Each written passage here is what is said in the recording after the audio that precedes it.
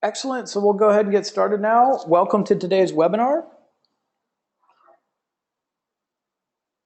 By way of introductions, my name is James O'Connor. I'm an account executive here at Autopilot. Really excited to talk to you today a little bit about marketing automation, Autopilot, the company, and then we'll spend the majority of time inside of a demo account today, going through configuration, how you'd begin to set up your Autopilot account, and then a couple of different use cases.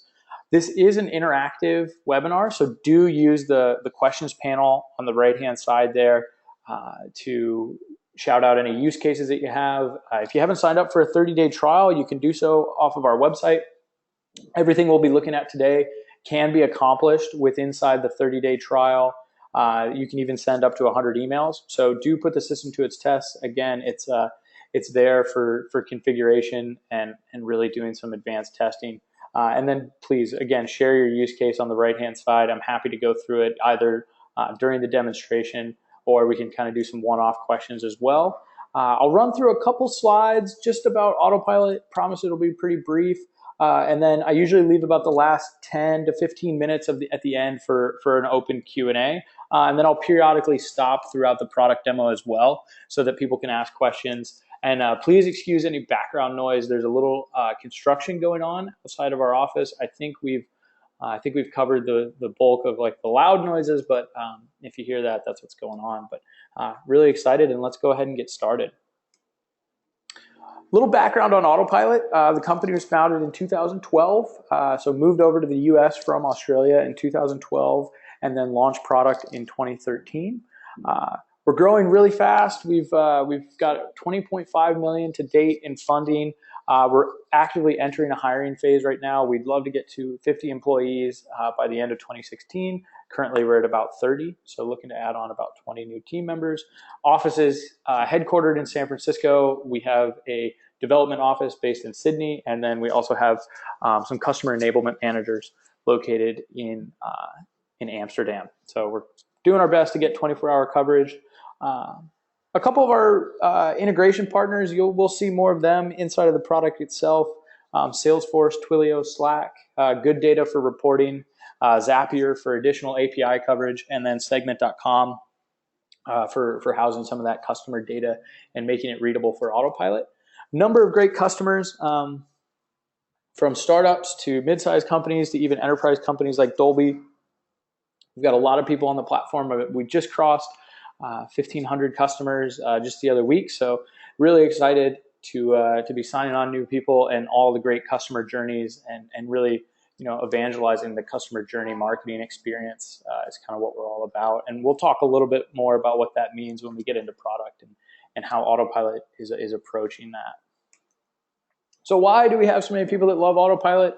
Check out our reviews on G2 Crowd. We've got a great NPS survey. Really, it's because the system's pretty flexible and easy to use. You can see we're covering a number of different verticals. So we have people from e-commerce, obviously SaaS companies, into hardware, services, agencies. So it's a flexible tool that can fit a lot of people's needs, whatever those may be. So again, take a look at our reviews on G2 Crowd, and you'll see some of the people that are kind of speaking to us and what's some happy customers that we have. I'm always happy to also direct you to our blog. There's plenty of customer case studies there as well. I know we just put up a new one on Pet Circle, and there's a really good one about another customer live chat. But why do they really love us so much? And what is the value that people are looking to get from a solution like Autopilot? Customer journey marketing covers a number of different things. And really what it is creating a journey for your brand. So if I come to your website and I start clicking around, that's the start of my journey. If I fill out a form and download something off your website, I'm continuing the journey. And ultimately, whatever the call to action is, if it's to engage with a sales rep, sign up for a trial, attend a webinar, those are all pieces that encompass the customer journey. And when you really get your mindset focused on customer journey marketing, you end up really increasing top line revenue because you're focused on all those different stages. And then you can really analyze what are the different stages and how does my messaging kind of push through that. And that plays into the next point, which is really offering a personalized experience to everybody who engages with your brand.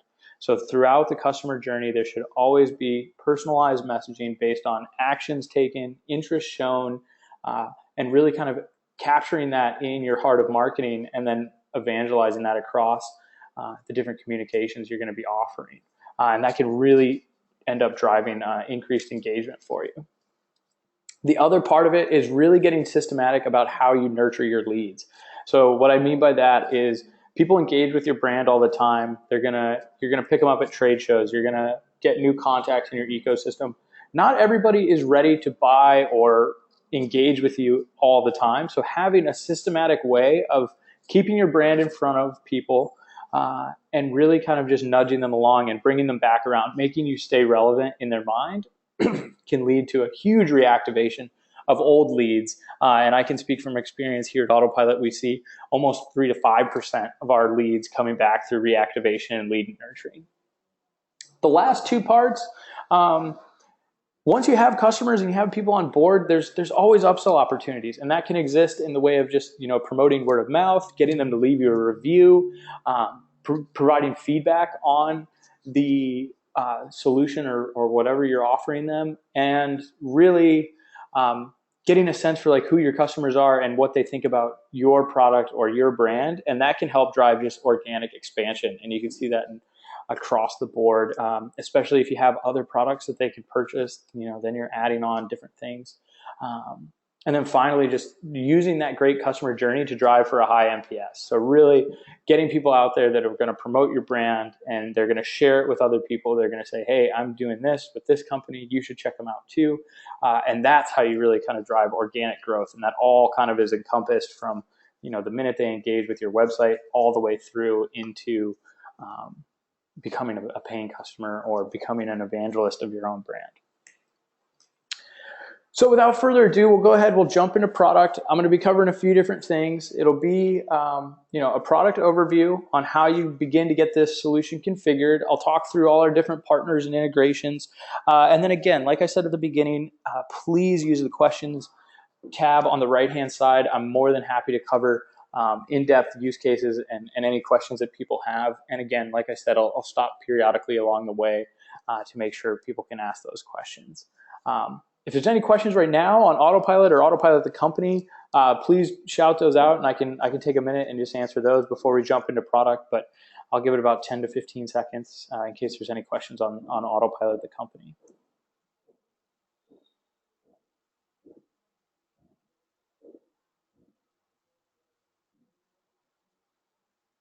Awesome. Looks like we're all set to go ahead and get into product, so I'll go ahead and do that. Great. So I'm inside of an Autopilot account. Again, like I said, everything that we're going to do today can be configured inside of your 30-day trial. So do put the system to its test. I'm going to start in the settings section just to talk about a few configuration things. The first one I'm going to talk about is the tracking code. So we're a little unique in the way that we work with forms and landing pages, websites, in that we have a universal tracking code that you can place on your site. It goes in the header, or it can go in your Google Analytics, your Google Tag Manager, but it's just some simple code that goes in there. And what it allows us to do, the first thing, it allows us to put an anonymous cookie on anybody who visits your website. It also allows us to identify users who have filled out a form that you're tracking with Autopilot, clicked a link inside of an email that you're tracking with Autopilot. We also have the ability to authenticate upon login for a web application. So if you have a web-based app and you put the code inside of the application, we can authenticate a user upon login. And then after that, we can follow them across any digital assets that you put the code on. So here at Autopilot, we have it on our blog, we have it on support pages, in product, as well as the website itself. So you can start kind of building that digital footprint for your different customers, and then you can leverage that information not only inside of the journey builder, but also at the contact level itself. So I always recommend tracking code, get it on your website, start following some visitors, start getting those anonymous cookies going, and then from there we'll kind of begin to kind of roll out a larger digital footprint once we start identifying those users. You can add anybody you want to your Autopilot account. We don't charge on the number of users, so make sure and add anybody from your team. You don't need to have multiple trials. Everybody can work out of the same account. It's really encouraged to be collaborative. We'll see that when we get to the journey builder and kind of the whiteboard aspect of it.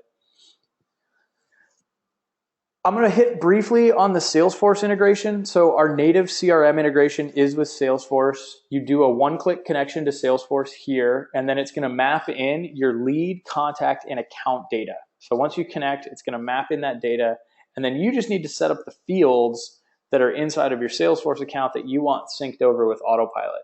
This can include custom fields.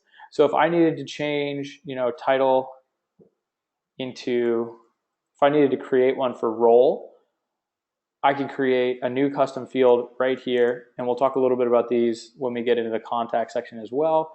But you just need to map in those field values in order for Autopilot to pick them up. So any field data that you have, just map it into an Autopilot field, and then during the 10-minute synchronization, it syncs every 10 minutes looking for changes in the data. Autopilot will then see that reflected. Salesforce is always going to live as the master database. So Autopilot's going to take its cues from Salesforce. You can send data back over to Salesforce as well. So if you need to update fields or assign leads, you can do so. You can also do direct checks of fields. So that's how the Salesforce integration works. It's pretty easy to set up. There's a lot of documentation in our support portal. But you do a one-click connection, and then you can also sync over activities from Autopilot. So if you want, journey activity and you want email activity to be synced across, then you just check those two boxes. It'll show up in the activity history, and it'll have an Autopilot bracket in front of it to designate that this was an Autopilot activity, and that way sales reps can, build reports when emails go out from the marketing team. They can also spot check, if their prospects or customers have been engaging with certain marketing materials and kind of start the conversation that way. So we do want, alignment between sales and marketing. It's the ultimate goal in really any organization, but we want to make sure that the two systems can talk to each other. A couple of the other applications that we integrate with. So if you have another CRM that's not Salesforce, no worries. You can integrate through Zapier. Zapier does a great job of pushing contact data between two systems, as well as any of the other platforms supported on the Zapier integration. If you're using Shopify, Zapier, we have a great case study on a current customer who's using Shopify and Zapier to push data between Autopilot and their Shopify system. A couple of the other integrations that we have. So segment.com is I'm going to call it a customer data hub. Basically, they can integrate with external applications like your own system, and you can push data into Segment, and Segment can make it readable for Autopilot. So if you want to add in login data or certain events that happen, you can push that to Segment. Segment can take the event and send it to Autopilot, and then you can leverage that in your customer communication. Recurly is a subscription management solution, so it's similar to a Stripe, but we have a native integration with Recurly. Twilio is complimentary, so this is our SMS provider. You can have a complimentary free SMS with inside of the account. If you want a custom number, or you'd like to handle replies to an SMS, then you just need to sign up for your own Twilio account and connect it to Autopilot. So if you don't want to use the complimentary because you want to do some advanced SMS marketing, you can integrate with Twilio and just sign up for your own account and just start doing it that way. And then finally, Slack. So Slack is a company communication tool similar to a GChat or any of the company communication tools, IM, Messenger. This is great because you can send notifications to channels or certain users in your Slack account, and notify them of what's going on inside of a current automation. So if you have a big event push, every time somebody registers for your event, you could then push it in to a Slack notification, create a channel for that event. Kind of keeps everybody up to speed on what's going on with marketing communication. You can also do it for things like if there's a new customer that signed up, you could send out a Slack notification with inside of that. And then the final thing that I want to cover, we do have an API. If you want to do any custom integration, documentation can be found inside of the product. And then I'm going to hit on one of our first communication channels. And this is called a proactive heads up. And so heads up is a targeted message that can live on your website or in your web application. The first one I'm going to talk about is proactive, meaning any anonymous visitor that comes to your site, so any visitor actually, that comes to your site can be eligible for a proactive heads up. This is a great way to maybe hook in new newsletter signups. So if I go ahead and just create a new proactive heads up, I'm going to ask people to subscribe. Let's say newsletter sign up. Oop. And I'm going to say this is available on any page that a user comes to. So again, this is using the tracking code, and I'll just have it come in from me. And we'll just say sign up for.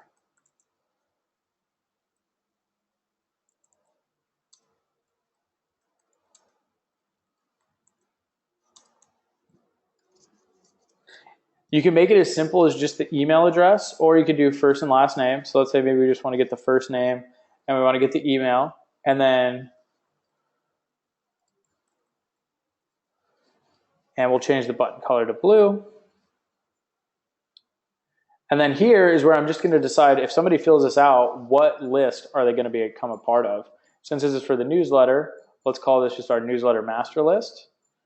And we'll go ahead and continue. And then it'll give you a quick preview of what this will look like. So again, now, anytime somebody comes to your website, if you don't have their email address, they can add it in and you'll have a new contact. If you do have their email address, Autopilot will just append the information in the contact section. So I'll talk a little bit about the universal identifier being the email address, but if somebody fills this out, we'll append that record. It won't create any dupes, but it'll give you a little preview. Here's what it's going to look like. They can provide their first name and email address, and then they can go ahead and join the list that you just designated. So as soon as I hit publish and exit, this is now ready to go, and any page that the tracking code's on that I go to, that message is now going to appear. So a really great way to kind of hook people in. That's located in the settings section, and then we'll talk a little bit more about targeted heads up when we get into the journey builder itself. I'm going to open it up for about 30 seconds. Any questions on different application integrations, leveraging proactive heads up, the tracking code, adding users to your account, do feel free to jump in there, and I'll make sure and answer any of those questions.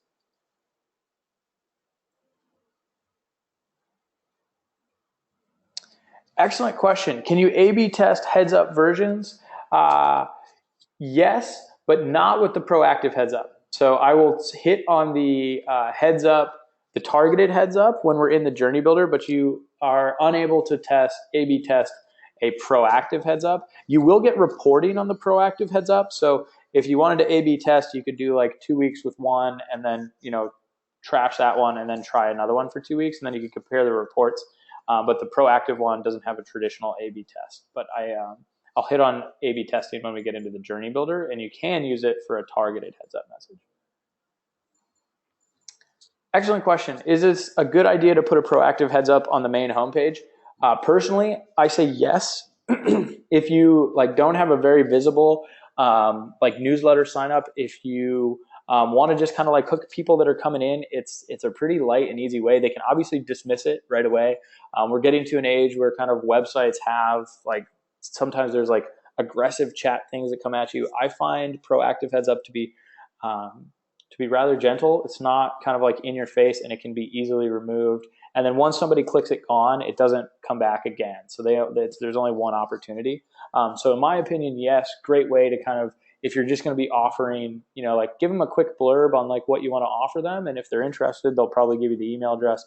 Otherwise, they can just get it out of the way and continue browsing your website. So it's not very disruptive, and I think that it's a great idea to put it on the web, the homepage.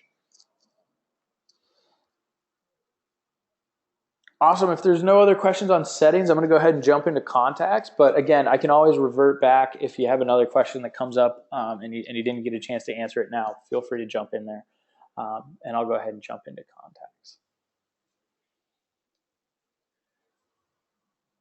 Awesome. So once you have either you're harnessing contacts off of your website, and I'll talk about tracking a form in just a second, but you're tracking forms, or you've connected your Salesforce CRM, or you've connected your Zoho CRM through Zapier. you're picking up people through a proactive heads up, or you can do a standard import of a CSV file. So there's a number of ways, and the API, a number of ways that you can get contact data into Autopilot. Then once it's inside of the contact section, you have a few different things you can do. Again, if you don't have Salesforce CRM, you can create custom fields with inside of the contact section. And again, Salesforce is in no way required to be a successful Autopilot user. We have tons of customers that are not using Salesforce and doing some really effective customer journey marketing. But if you come in and you just want to create your custom fields, you can do so here. And basically, again, with the custom fields, just think about like if you're going to do an import of a CSV file and you have a column for maybe like customer type, just make sure Autopilot has a field where that can live. Out of the box, you get, first name, last name, company, email address, all the standard stuff. But, almost all companies are going to have custom data that they need.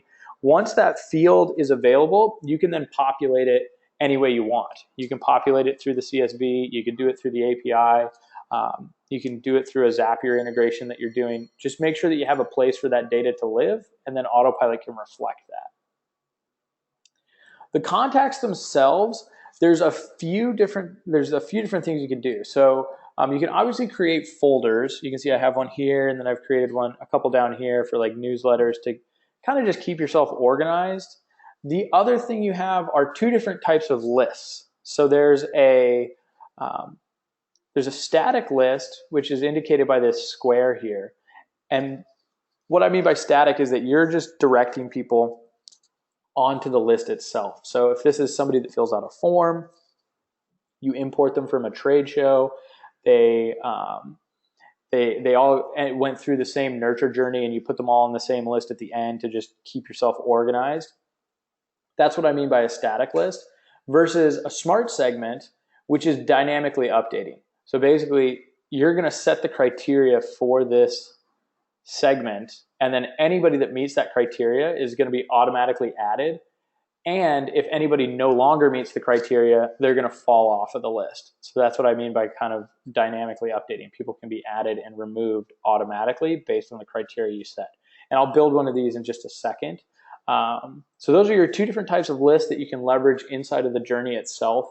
I recommend, usually using like create lists and contacts can be on multiple lists, and it doesn't affect anything. Like people will end up on multiple lists, but it's great for reporting downstream. Like if you want to see everybody who filled out a contact sales form and became a customer, you can then kind of compare those two lists. So I'd recommend creating lists kind of right when you get started, and then use the smart segments for making actionable marketing segments that you want to market to inside of the journey builder. So I'll go ahead and create one just to show the types of lists that you can, or smart segments that you can create. I'm going to do a basic one just on geolocation, but I'll show you some of the more advanced ones that you can make with inside of the segment builder.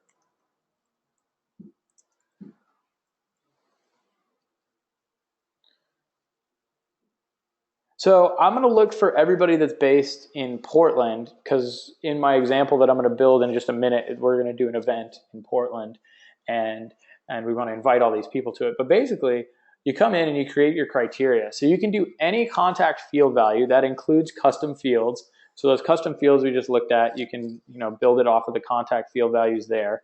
You can obviously build in suppression lists. So if you want to just exclude somebody who's maybe a current customer, you can just completely remove that list. And then you can also do like has submitted form. You can include any of that tracking data that we're getting from the tracking code. So again, identified users could be leveraged inside of a smart segment because we're going to know who they are and what pages they're visiting. And this is all going to be based off the email address. And then finally, the email status itself. So like if you want to see everybody who opened a certain email and is based in a certain geolocation, you can do so. And then finally, if you have any paid advertising, so if you're doing a Google AdWords campaign or a Facebook campaign and you've added a UTM parameter to those links, if somebody comes into your ecosystem from that source, we can track it back. So you can do some like high-level reporting on different paid campaigns that you're doing. In this case, I'm going to say, let's look for the mailing city. And the mailing city is, and I'm going to say Portland. Now, since this is not a customer event, maybe I want to exclude everybody that's a paying customer. So I'm going to say, and I'm going to exclude, and I'm going to say active customers.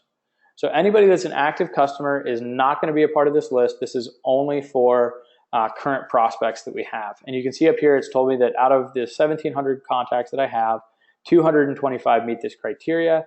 And I'm going to go ahead and now create this smart segment. So I hit create, and now you can see on the left-hand side, I have my actionable marketing list, and it's going to populate the contacts right here in the list. And I can then leverage those contacts inside of the journey builder here in just a minute. So I'm going to open it up for questions again. Any questions on custom fields, creating lists or smart segments, creating folders, kind of managing your contacts before you begin to market to them?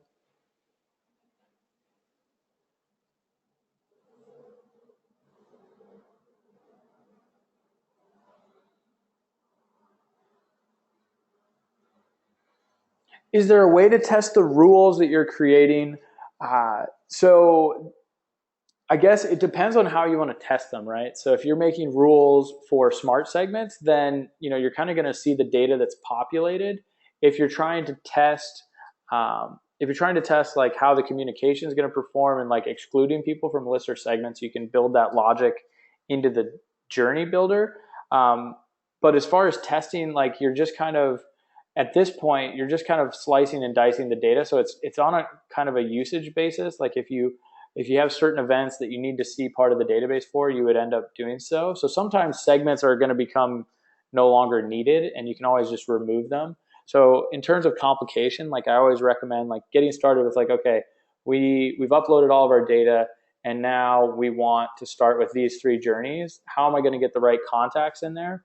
I'm either going to add them to a list, or I'm going to create a smart segment. And then in the case of this like Portland one, I only need to use it once because this is a one-time event. So this would be kind of like a segment that gets used, and then maybe you trash it, or you just move it into a no longer used folder.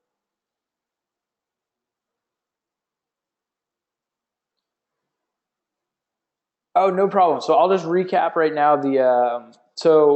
Looks like there's a question on where we were. You should have a place to store the contacts. So the contacts themselves are going to be stored here in the all contacts section. And then if I look at an individual contact, there's these fields where we need the data to live, right? So these are some out of the box fields like email, industry, address, etc., title. This is where the data about an individual contact lives. So everybody lives here, and then there's fields where the data about those contacts lives, and then the data themselves is what you can leverage inside of the smart segments. You can also check against the data inside of the journey builder, and that'll kind of come to light here in just a minute when we start building out our customer journeys.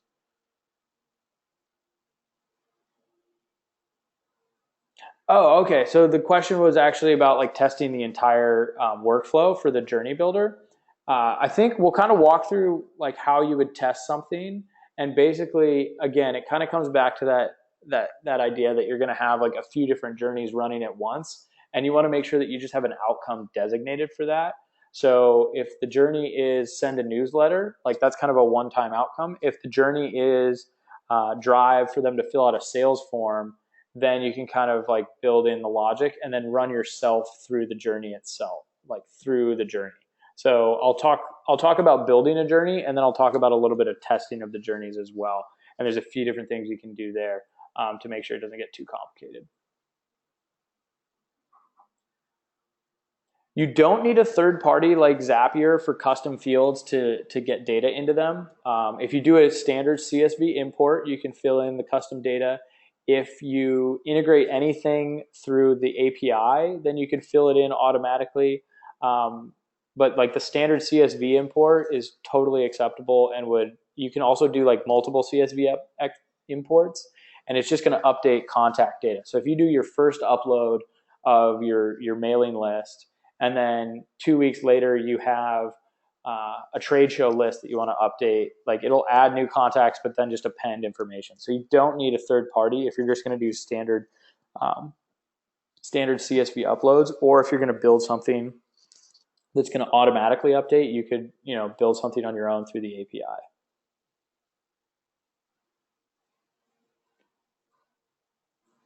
Correct. So the question is real-time Shopify integration, is Zapier the only option? Currently, Zapier is the only option for Shopify. We don't have a native integration.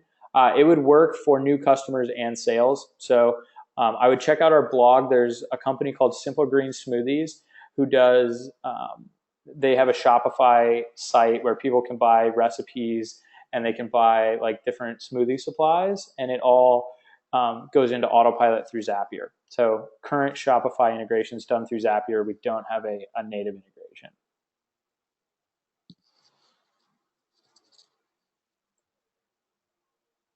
Excellent. Any further questions on the contact section? I think a couple of these are all going to kind of come to light, and we'll work them out through the journey builder itself. But if there's any other questions, do let me know, and I can always jump back.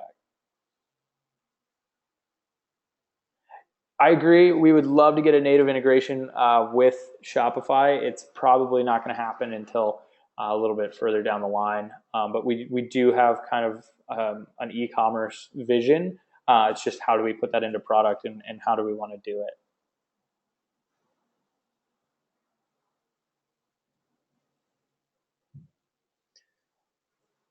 Awesome. So I'm going to jump into the journey builder now.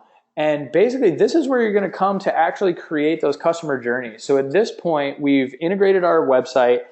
So we've got some anonymous cookies going. We've added our contacts. So we're ready to actually start marketing to those people. So we're ready to build out our different use cases.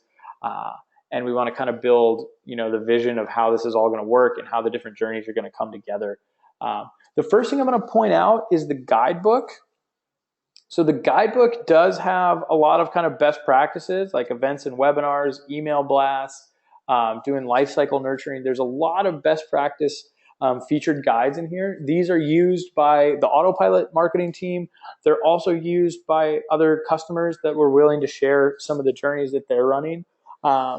So it's a place for you to just come and get started. There's notes on every journey, and there is a number of different things to kind of help you get started so that you're not looking at a blank canvas and you can kind of build this out over time. In this case, I'm going to start a new one from scratch. I'm going to continue to use the example of the event that we're going to run. So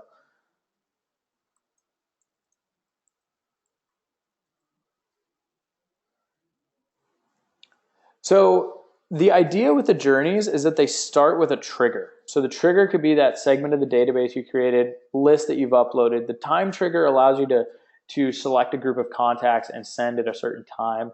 Forms coming in directly off the website, changes in any data that you're feeding us. That could be done through, again, a CSV import or external service. You can trigger things directly out of Salesforce, so data change directly out of Salesforce, and then feeding in through Segment, the API, or Recurly data, so subscription data can be used as well.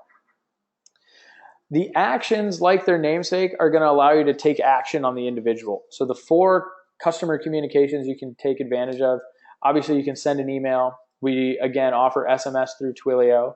There is a direct mail piece. So if you want to do a direct mail campaign, you can do so with our integration partner, Lob. They do come at an extra charge to do a postcard. We have bulk pricing that starts at 500 postcards, but you can send direct mail. And then finally, that targeted heads up message. So the heads up message itself that is for known users this time. So this is not a proactive heads up. It means the tracking code has identified the user by filling out a form, clicking a link, or logging into your web app. And now you can target them with a proactive or with a heads up message that can encompass like their first name and other attributes. The last few ones, you can obviously do an A/B split at any time for any communication, whether that's text message, the heads up message, or email as well. You can do an A/B split. You can do internal communication over Slack as well as sending a notification. And then you can always update contacts by adding them to a list, updating field values, sending data directly back into your Salesforce CRM. So those are some of the other shapes for kind of like operational management. And then finally, the last section is the conditionals. And the conditionals allow us to check the logic and see what happened with inside of the automation. So did a user take this action? Did they not? And then we branch out in different directions based on actions taken. So in this case, I'm going to go ahead and build one for our upcoming event, and we're going to track a form on the website, and then we're going to remarket to people that didn't fill it out.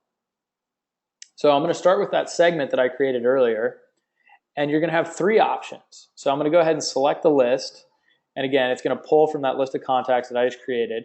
You can add all contacts that are in this segment, so it's going to do a one-time send. Only the people in this segment will be dropped into this journey. You can do contacts who enter the segment in the future, so that's going to ignore anybody that's currently on the segment and only pull in net new contacts that meet this criteria.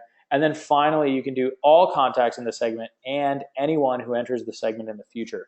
So this is a great one for current customer reach out after somebody signs up. As soon as they become a part of the active customers list, drop them right into an onboarding journey, introducing maybe a member of the support or success team. Since this is an event, I'm just going to do the one-time send since it's time-based, and I just want to reach out to these individuals. So I've selected my list. I've got the criteria for how they're going to be sent. And the next thing I want to do is I want to send an email. So I'll just go ahead and pull these together. And then for the email itself, there's a few different options. So you want to give it a name. So this is going to be an internal name for the email. Portland event, maybe this is a May 1.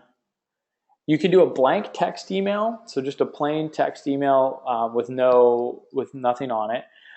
You can pick one of our templates out of the box, or you can upload your own HTML. So we don't have an HTML generator, but we do support the uploading of any HTML. So historical systems that you've used, that you can get the HTML file.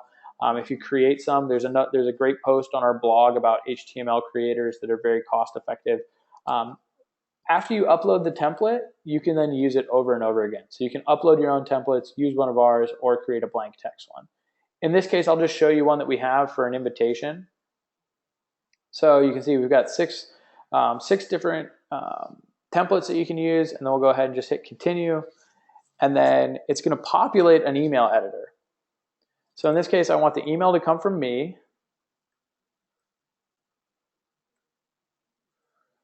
And then I want to use a personalization inside of the subject line. So I'm personally reaching out.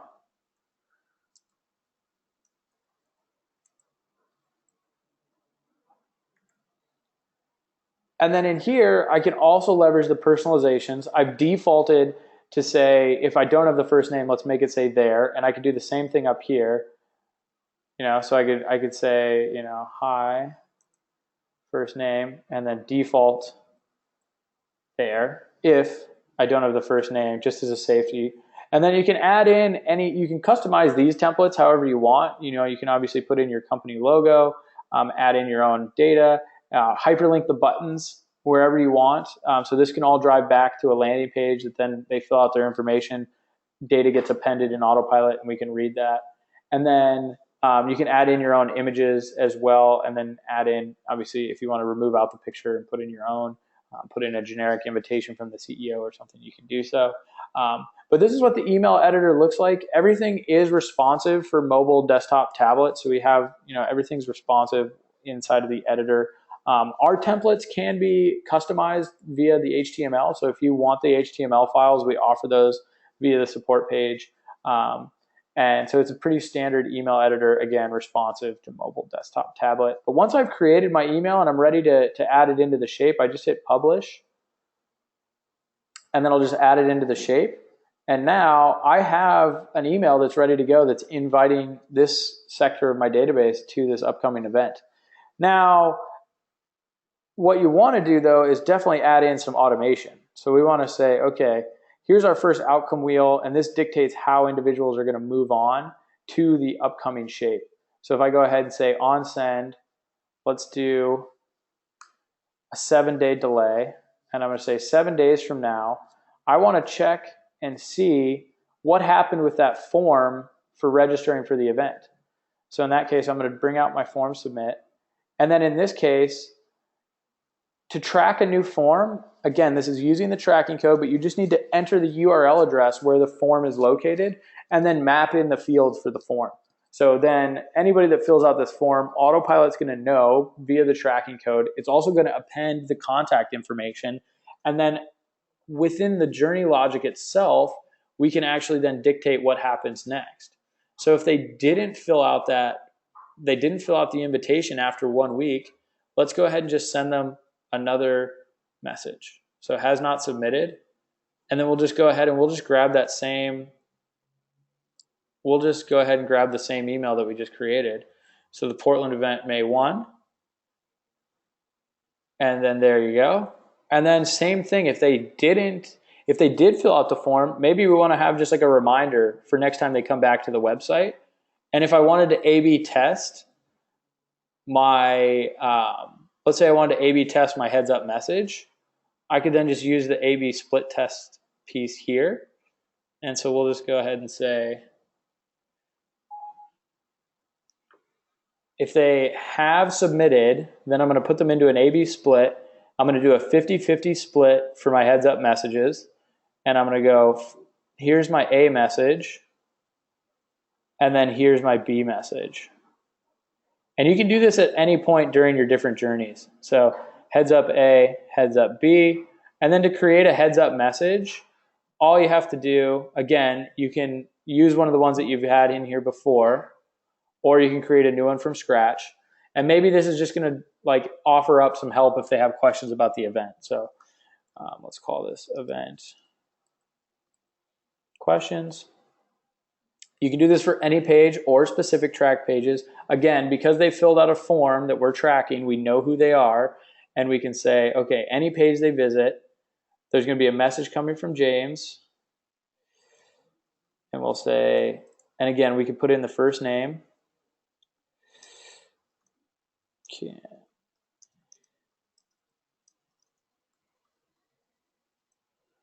Portland.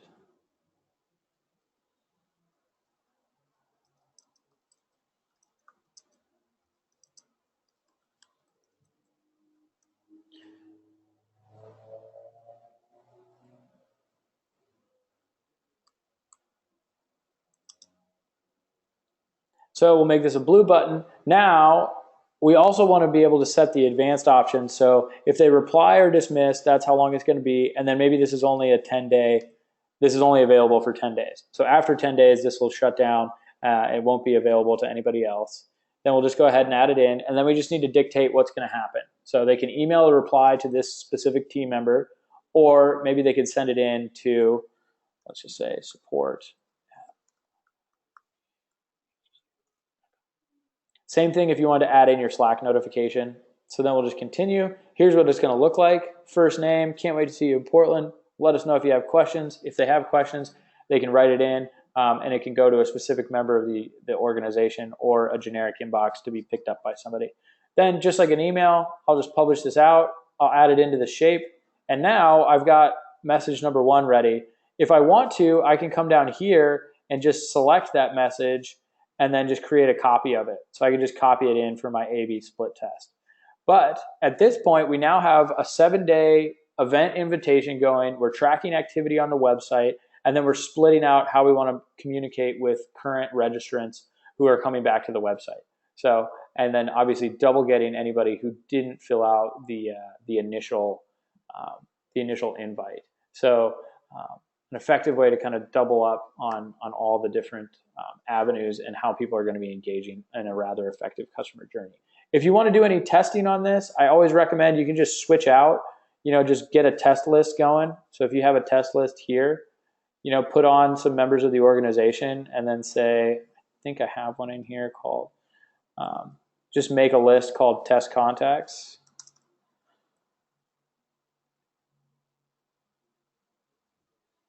So then you can run a test. You can set your delay, to 5 minutes. Have some people fill out the form and have some people not fill out the form, and then it'll just all kind of run through. And then if you don't want to mess up any of your reporting with test data, you can always duplicate this journey and then set it live. So you can do a test journey if this is like Portland event, and then we do like test.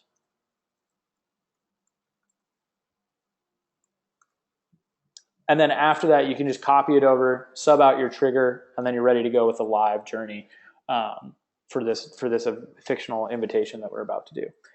So we have about 10 minutes left. I'm going to open it up for questions. What kind of questions do we have on the journey builder? How you configure some shapes, kind of pulling everything together. Feel free to use the questions box, and I'll run through them. Yes, so you can add custom fields at any point during the journey itself. So again, the custom fields can be used inside of the Smart segment. You can also update fields inside of the journey itself. So if you had a field for registered for the event, you could say also if they have submitted, update that field, and that can live. And then finally, you can cross-check against fields before sending, right? So if you wanted to say, like, let's make sure that we don't invite somebody who became a customer. Let's not invite somebody. We could just check against that current customer field, or you could check against a current customer segment. So if it has not been submitted, double check. Oop, missed my connection. If it has not been submitted, double check. And then if the answer is no, then they're still eligible. And I'll kind of pull these out so you can see. So if they have not submitted, double check to make sure they're not a customer, and this is a custom field saying, like customer field type, then send the email based on yes, no. So you can always add in custom field logic, or again, start the journey based off custom fields. And then you can even start it off of a custom field change if you want.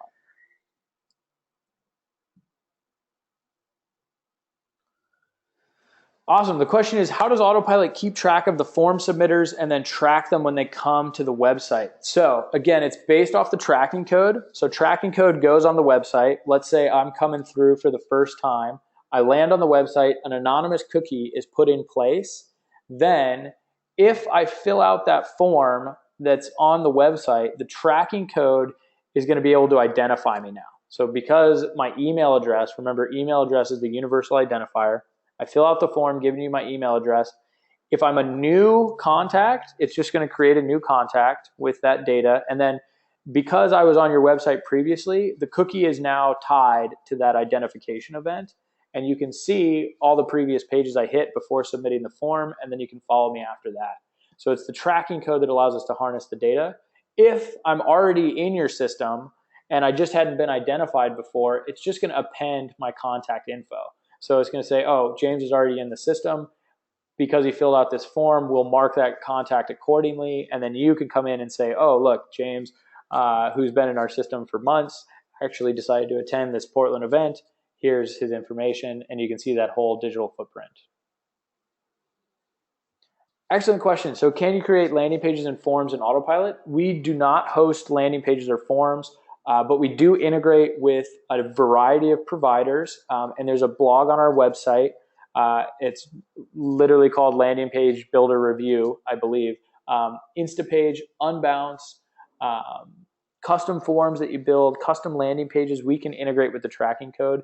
It's a strategic decision by Autopilot to just not support landing pages or forms and allow the marketer to go pick out any of the best of breed providers that are there. Awesome. How does Autopilot compare with ActiveCampaign that also offers drag and drop marketing automation designer? Excellent question. I would say ActiveCampaign does a few other things. Autopilot is fully focused on marketing automation. If you go to ActiveCampaign's website, they're offering marketing automation and sales automation and sales CRM. So there's kind of like they're offering two other feature sets that Autopilot is not focused on. We're trying to hone in specific for the marketer. So we're not going to be adding on a sales automation tool or branching into CRM. So we do that piece a little differently. And then we do offer kind of the 4 channels. I know at the base package with ActiveCampaign, I don't believe you get SMS. All packages with Autopilot come with SMS. They offer unlimited integration or unlimited messaging. So do we. But you can get, at the base package, you can get SMS and the heads up messaging. And then I don't believe they have a direct mail piece. So we have a couple other channels that we're covering. We're also solely focused on marketing automation. So you're not going to be paying for any other feature sets, or that's not part of our business model. So similar, but kind of a little different as well. Awesome. So how do you compare to Agile CRM or Mixpanel? I would say those two are different kind of comparison. I'll start with Mixpanel. So Mixpanel is really focused on like event-based information happening inside of your application. They're more focused on the event tracking and like the data analysis, not so much they offer the messaging component. What we find is that a lot of companies that are super focused on product will pick up Mixpanel to get like the event-based and the cohort analysis, and then they'll do like, kind of batch emails based on events. But then once they want to do like holistic lead nurturing and do kind of advanced actual marketing activity, then they come over to Autopilot. Personally, we use Mixpanel as well. We use it for all of our event and cohort analysis. If you have event data going to Mixpanel, you can use segment.com to send that data over and put it into a custom field on Autopilot. So there's a lot of cool things you can do hand in hand with Mixpanel. I would say it's an event-based focused tool that then a lot of people will outgrow when they want to do true marketing automation. Agile CRM, again, that's really kind of focusing on the CRM aspect. I know most CRMs are going to give you like some basic automation features or some basic batch and blast email. Autopilot, again, focused purely on that marketing automation play. We're not necessarily focused on any type of CRM. We have like contact management. We don't have like customer relationship management where you're documenting like a forecast or one-on-one communications had with a prospect. So we don't have like that kind of notes field.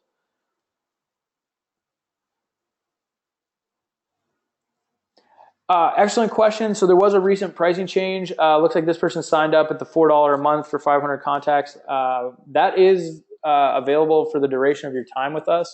If you need to upgrade, you'll have until June 30th to do so. But yeah, we're grandfathering in those customers, and there'll be a communication going out saying that you're grandfathered in, and if you need to upgrade, you can do so with a coupon code up until June 30th. But we are honoring that pricing, so no worries there.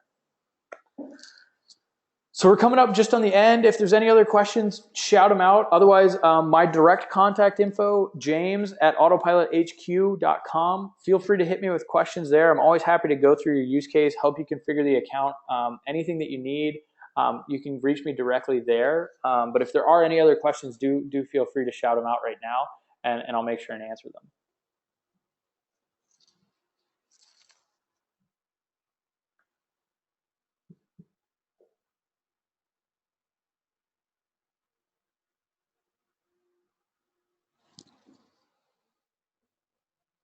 Awesome. Well, I'll go ahead and give you 2 minutes back on your day. And it was so great having everybody here. Thanks for being a great audience. I love getting the questions. It's super helpful. Again, james@autopilothq.com.